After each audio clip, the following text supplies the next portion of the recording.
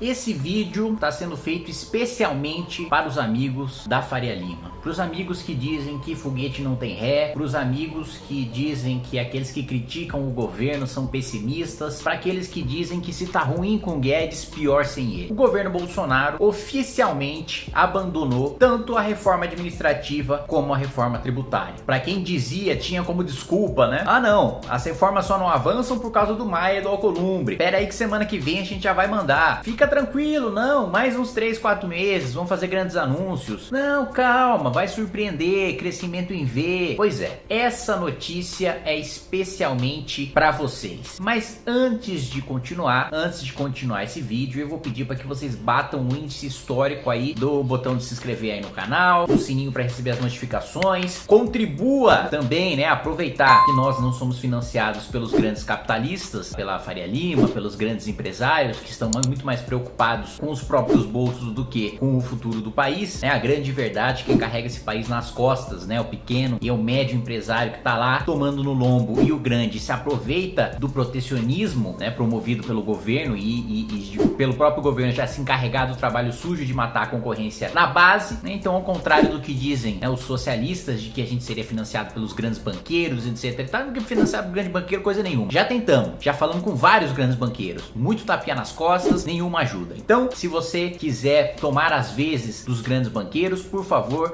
contribua aí do MBL. Também, se quiser receber em primeira mão aí todos os vídeos, entra aí no nosso Telegram e vamos que vamos, né? Bom, Paulo Guedes deu uma entrevista falando sobre reforma tributária e ele falou que vai fazer a reforma tributária possível, né? Primeiro, vamos lembrar, né? Fazer um pequeno histórico. Outubro de 2019. Vamos entregar a reforma tributária na semana que vem. Passou uma semana, 2, 3, 4, 5, 1 ano e meio e até agora estamos sem reforma. Pior do que isso, quando finalmente o relator da reforma tributária leu seu relatório, o presidente da Câmara, Arthur Lira, que seria o grande patrocinador das reformas, simplesmente anulou o relatório e dissolveu a comissão mista da reforma tributária porque não foi o parecer que o governo queria. Foi um parecer, aliás, excelente. Seria uma boa reforma tributária aquela que o relator leu. Seria uma simplificação de tributos federais, de tributos estaduais. Isso com certeza diminuiria os custos, aumentaria. Aliás, teve um estudo, acho que da GV, mostrando que essa reforma tributária aumentaria ali o PIB, né, até 10, 20%, né, nos próximos 10 anos se fosse aprovada. Enfim, seria um gigantesco salto de competitividade. A gente adotaria um modelo tributário muito semelhante ao da Nova Zelândia, mas como a reforma não estava do jeito que o governo gostou, né, do jeito que o governo defende, aí o Arthur Lira simplesmente dissolveu e acabou com todo o trabalho que vinha sendo feito pela comissão. Lembrando que a reforma tributária é uma iniciativa da Câmara dos Deputados. Se existe debate sobre reforma tributária, se existe algum avanço sobre reforma tributária, foi porque a própria Câmara iniciou através de uma PEC,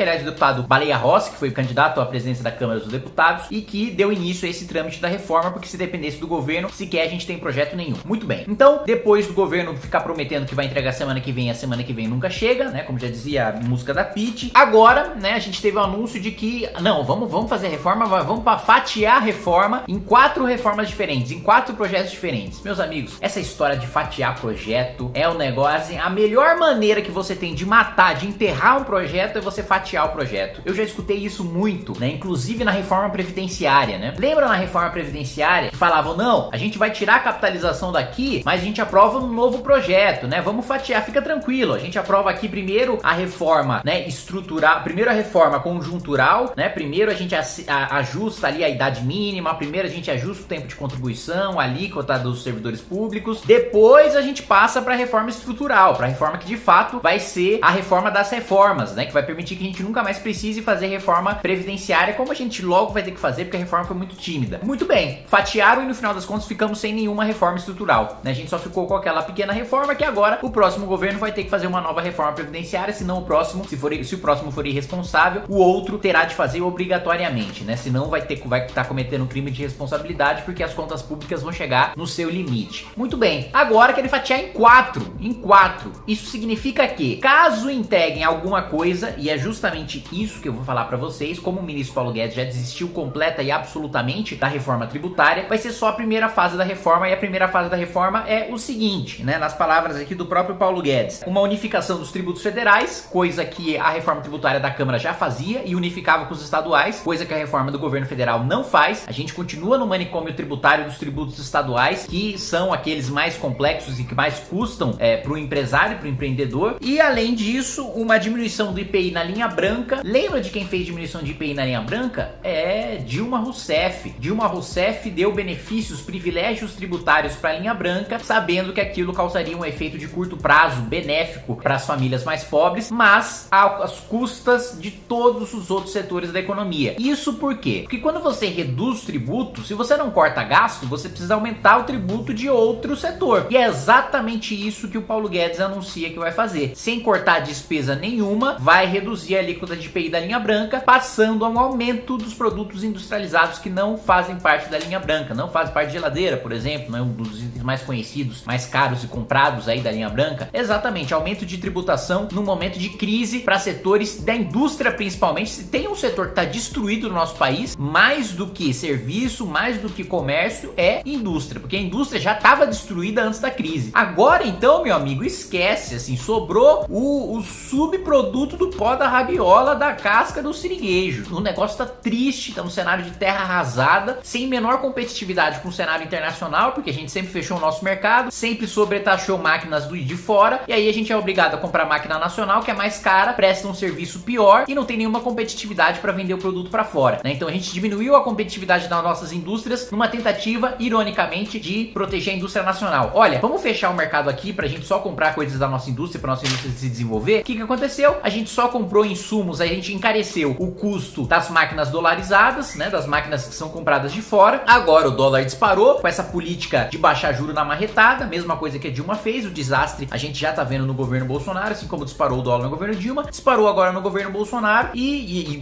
o pessoal comemorando ainda, né? Olha, saiu de 5,70 a 5,60 para 5,20. Meu amigo, para chegar no nível correto, né, para chegar no nível do que a nossa moeda realmente deveria valer, não fosse o desastre do governo, tem que ir para 3,50, 3,40, 3,20. E olhe lá, não baixou nem dos 5 e querem vir comemorar e querem vir dizer que o governo Bolsonaro pegou o dólar aí a 3,75, 3,80. Tá devolvendo a 5 e pouco, vocês estão achando que tá bom? O resto do mundo as moedas já estão se valorizando. E os Estados Unidos já ligaram a impressora de dinheiro também. Ou seja, o dólar tá perdendo valor. É só aqui no Brasil que tá com esse preço gigantesco. Aqui no Brasil e na Venezuela, para não ser injusto. E mais do que isso, o governo Bolsonaro também ligou a impressora, né? Expandiu em 50% a nossa base monetária, criou mais dívida, inflacionou a nossa moeda sem ter a contrapartida de corte de gastos. Porque se o governo tivesse feito os gastos que fez, mas promovido os cortes na máquina pública que prometeu que ia fazer desde 2019 e não mexeu um triz nisso, tu não teria problema. Você poderia gastar exatamente a mesma soma que a gente gastou para toda a pandemia, para o auxílio emergencial, né, para as renúncias ilegais que o governo concedeu ali, que o TCU já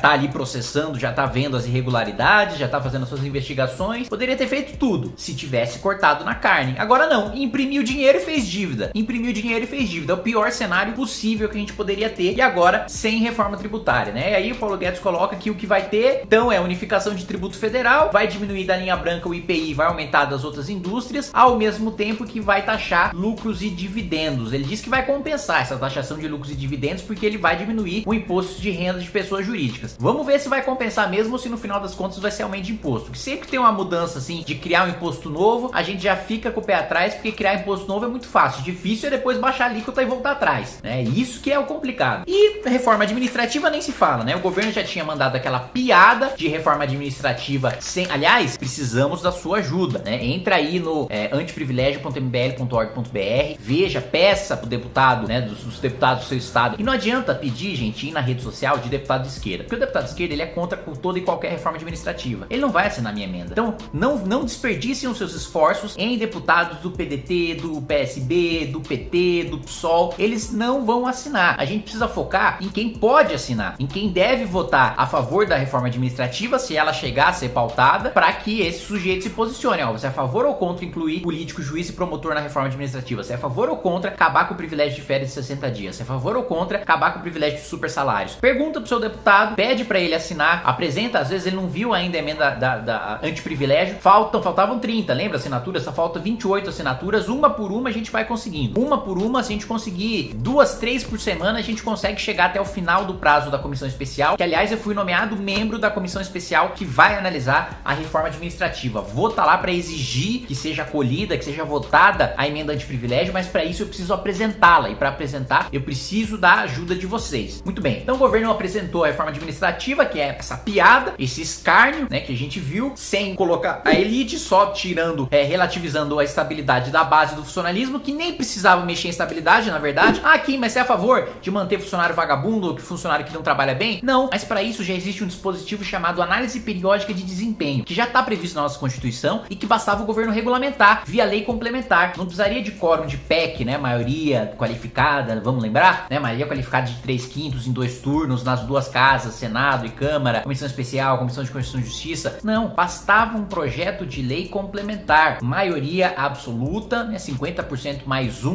do quórum total da casa, ou seja, 257 deputados contra 308 de uma PEC, muito mais difícil. Um turno só numa casa, um turno só na outra, pronto, acabou, tá regulamentado, pode mandar embora o vagabundo, pode mandar embora o funcionário que trabalha mal. Em vez disso, o governo resolveu fazer uma salada, estender o estágio probatório, criar outras 5 carreiras que não vão ter estabilidade, acabar com estabilidade de todas as carreiras que não são carreiras típicas de Estado. E daí, o que adianta, né, se eu não posso, por insuficiência de desempenho, mandar embora um juiz e um promotor, só poder mandar o policial, só poder mandar o enfermeiro, só poder relativizar as profissões, né, que estão na base do poder executivo, que estão muito distantes de ser aquelas que mais recebem, de estar na elite aqui do funcionalismo público federal. Enfim, o governo mandou essa piada de reforma que a gente está tentando corrigir com a emenda antiprivilégio e que desde o início você não teve esforço nenhum para ser levado em frente. Lembrem, aliás, da garganta, né? Primeiro, Paulo Guedes de falar que ia aprovar a reforma administrativa na semana que vem, mandar na semana que vem, demorou lá 2 anos e pouco para mandar. Depois o Arthur Lira falando, não, fica tranquilo que em um mês de CCJ a gente aprova a admissibilidade. Aprovamos agora só a admissibilidade, né? Olha, com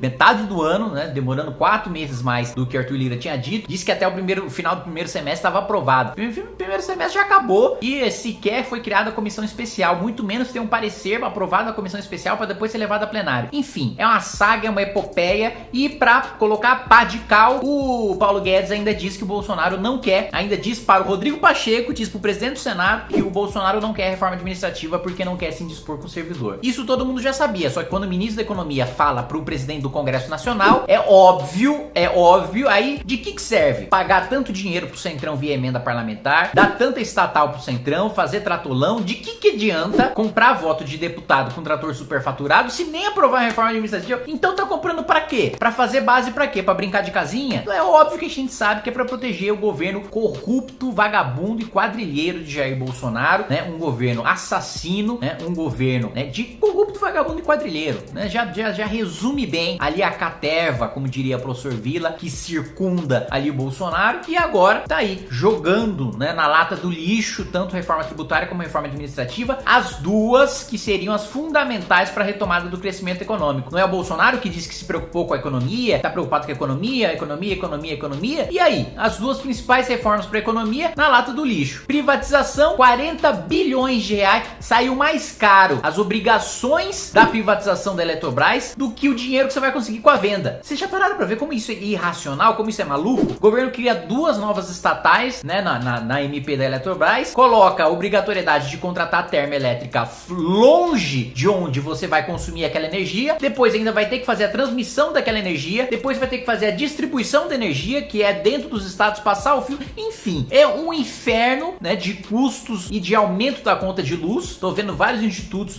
de defesa do consumidor, de consumidores de energia, pessoal que tá no livre mercado de energia, da indústria, do comércio, colocando, pô, eu não vou querer esse aumento aí de cerca de 20, 15% no aumento da conta de luz, com esse monte de jabuti, de tartaruga ninja que botaram no projeto da Eletrobras, que o governo fez acordo para aprovar. Era melhor não ter aprovado nada. Não sou eu que digo isso, é a indústria brasileira que vive de energia, que precisa de energia barata para sobreviver. E aí tá aí esse desastre. A agenda de privatização tá estatizando mais do que privatizando. Por enquanto o placar tá uma empresa estatal e aí uma privatização que tá dando prejuízo porque o governo contratou mais obrigações com o seu dinheiro, 40 bilhões de reais em obrigações com o seu dinheiro, subsídios com o seu dinheiro, privilégios tributários com o seu dinheiro na sua conta de luz, do que privatização em si, e ainda tem a cara de pau de dizer que não, o problema era o Congresso Nacional, agora nós temos a presidência das 2 casas, vamos resolver tudo. E aí? Tá resolvendo tudo o quê? Não tá resolvendo nada e não vai resolver, porque a única coisa que o Bolsonaro quer resolver é a própria vida, é encher o próprio bolso do os seus filhos e manter a sua família de quadrilheiro fora da cadeia. Porque esse é o destino inevitável de Jair Bolsonaro quando sair da presidência da República.